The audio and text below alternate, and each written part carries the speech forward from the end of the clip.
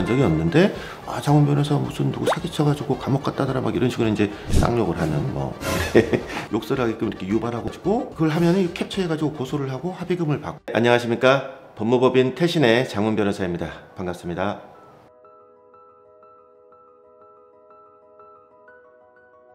사실 굉장히 여러 가지가 있을 수가 있는데 가장 요즘 이제 대표적인 케이스만 들어보면은 통신매체 이용음란이라는 범죄하고 명예훼손, 모욕죄 이런 것들이 대표적이라고 할 수 있겠습니다.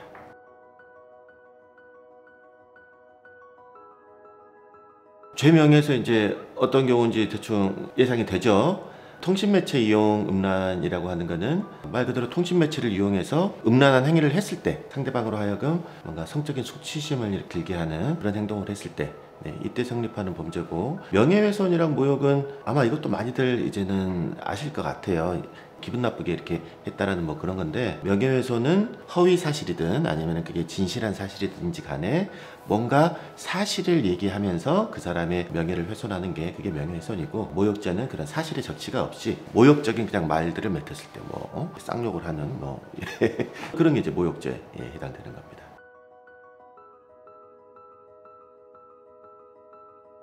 그 통신매체 이용음란죄의 경우에는 성폭력 범죄의 처벌 등에 관한 특례법, 그러니까 줄여서 성폭법이라고 하는데 성폭법의 규정이 있습니다. 그래서 이거는 2년 이하의 징역 또는 2천만 원 이하 벌금 이렇게 처하도록 되어 있고, 명예훼손 같은 경우에는 원래 협법의 규정이 있는데 온라인 상에서 사람의 명예를 훼손하면은 피해가 크지 않습니까? 이렇게 파급력도 크고, 그렇기 때문에 또 특별법이 있습니다. 정보통신망 이렇게 법이 있거든요. 그래서 줄여서 정통법이라고 하는데 거기에 처벌 규정이 있어요. 그래서 두 가지로 나뉘죠. 사실을 적시하면서 이제 명예를 훼손하는 경우, 예를 들어서 실제로 제가 얼마 전에 죄를 저질러서 감옥에 갔다 왔습니다. 근데 저는 그거를 다른 사람한테 알리기가 싫단 말이에요. 근데 다른 사람이 장훈 변호사 언제 뭐 뭘로 이렇게 막 감옥 갔다더라 이러면서 이렇게 저의 명예를 훼손하는, 이게 이제 사실 적시인 거죠. 사실 적시로 인한 명예훼손의 경우에는 3년 이하의 징역 또는 3천만 원 이하의 벌금 이렇게 되게 되어 있고, 그리고 허위사실 적시한 경우, 저는 감옥 간 적이 없는데 장훈 변호사 무슨 누구 사기쳐가지고 감옥 갔다더라 막 이런 식으로 이제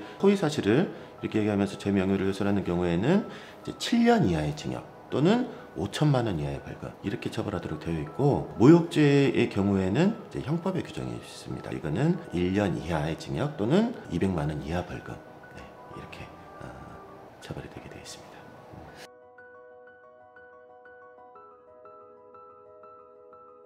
명예훼손이나 모욕죄에 대해서 먼저 말씀을 드려보자면은, 보통 고소를 당했다라고 하면은 내가 말했던 게 그대로 텍스트로 남아있을 개연성이 굉장히 크지 않습니까? 이게 이제 죄가 된다 안 된다를 따지는 경우는 그렇게 크게 이제 많이 발생하지 않고, 이 명예훼손과 모욕죄 같은 경우에는 피해자와 합의만 하면은 이제 처벌을 안 받게끔 규정이 되어 있습니다. 지금 우리나라 형벌을 가하는 범죄들 대부분이 피해자와 합의를 해도 합의는 합의고 처벌은 또 받게끔 대부분 그렇게 되어 있단 말이에요. 근데 그게 이제 안 되는 것들의 대표적인 게 이 명예훼손과 모욕죄예요. 그래서 이제 두 개의 차이는 큰 차이는 아닌데, 명예훼손 같은 경우에는 반의사 불벌죄라 그래가지고 피해자가 저 사람 처벌하지 마십시오, 그러니까 합의라는 게 처벌하지 말아달라는 의사를 받는 게 이제 형사상 합의라고 하는데, 그렇게 하면은 공소를 제기를 할 수가 없습니다. 반의사 불벌죄라고 되어 있고, 명예훼손은 피해자의 고소가 없어도 일단 수사는 개시가 될 수 있지만 피해자가 처벌하지 마시오라고 하면은 처벌을 못하는 거고,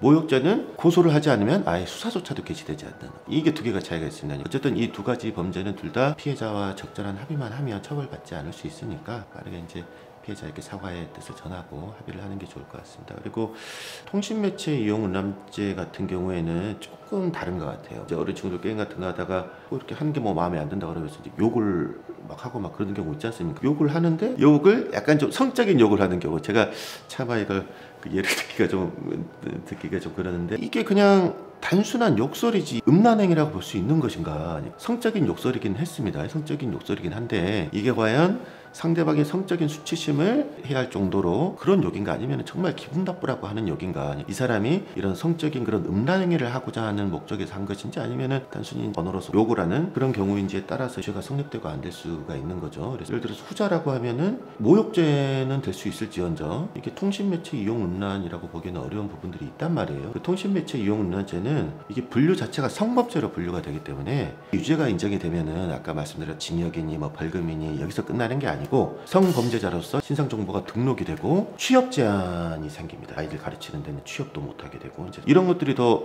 당사자한테는 훨씬 더 이제 크게 부담으로 다가오는 뭐 그런 부분들인 건데, 그래서 이거는 조금 좀 달리 볼 여지가 있다라고 보입니다. 톡메어 헌터라는 말 들어보셨습니까? 일부러 상황을 그렇게 만드는 거예요. 일부러 상대방으로 하여금 그런 욕설을 하게끔 이렇게 유발하고 가지고 그걸 하면은 캡처해가지고 고소를 하고 합의금을 받고, 뭐 이게 진짜인지 어쩐지는 모르겠는데 커뮤니티 같은데 보면은 뭐 고소를 뭐 수십 건을 해가지고 합의금으로 뭐 1억을 넘게 막 받아냈다라는 이런 거 막 자랑하고 그런 경우도 만연해 있단 말이에요. 이제 통신매체 이용음란의 사건이 발생하면 조금 더 신중하게 전문가, 그러니까 변호사의 도움을 받아서 처리할 필요가 있겠다 싶습니다.